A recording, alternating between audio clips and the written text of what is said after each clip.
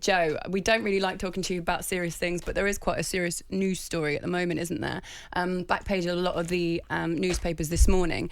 So, Welsh Rugby is facing a bit of a prospect potentially of player strikes in the coming weeks. Yeah. It might mean as well, if strike action goes ahead, it might mean that the game on, when is it, Saturday against England in the Six Nations might be cancelled for now. Yeah. What do you think about this? First of all, why are they striking? Have you done your homework? Are you winding me up? No, sorry. Like, did you know about this before you came on? the second Oh, good, you did know about most hated bloke in Wales, and you're asking me to comment on the state of the Welsh Rugby Union. Well, yeah.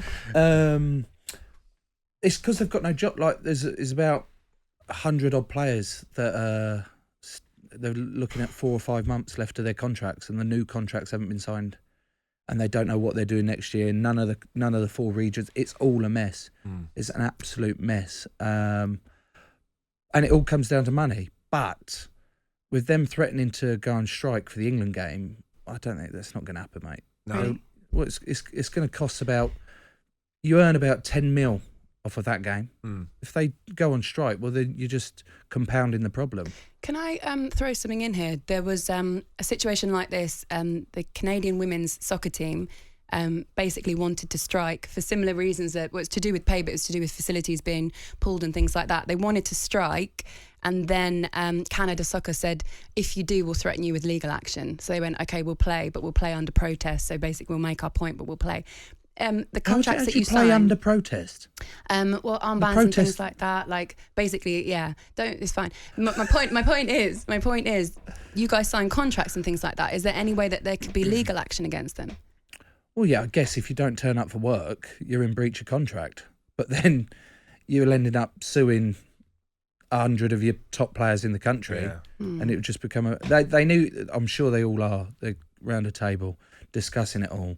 But it's a lot of uncertainty for players who haven't got a future sorted out yet, and the Welsh Rugby Union need to get on top of that. Is there something in this as well where, I remember for years and years, has it changed where England rugby players weren't considered for the England team if they played in France, where there's no salary cap? Yeah, it's still the there. case. But they've been a bit more lenient on the Worcester and the Wasps boys.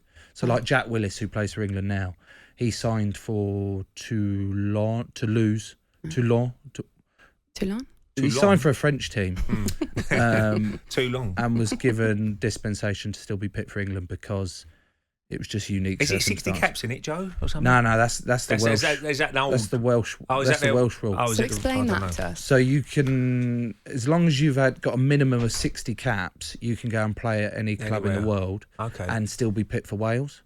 But if you've got under that, you've got to stay in Wales if you want selected for Wales. And you're like, that's strange. I'm like, I get it. You want your best players in your country so that it can So the thrive. league's better. Yeah. But at the same time, if you're a player, you're like, well, But if I you go need into to the go best and get... teams, then you go into the best teams, you're going to get better yourself, and it'd be better for Wales, no?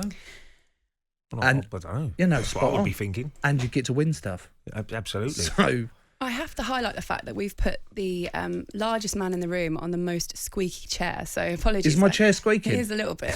Every time you move even a little bit, there's Do you not want me to move? No. Well, I'll tell you what. I'll switch your chair in the break, and maybe you can take your coat off. And Pardon? I'll switch your chair in the break. I'm married. I don't understand. Why are you asking me to take my clothes off? No, just your outer layer, because you look like you're about to leave at any second, and it's Well, I making might you have uncomfortable.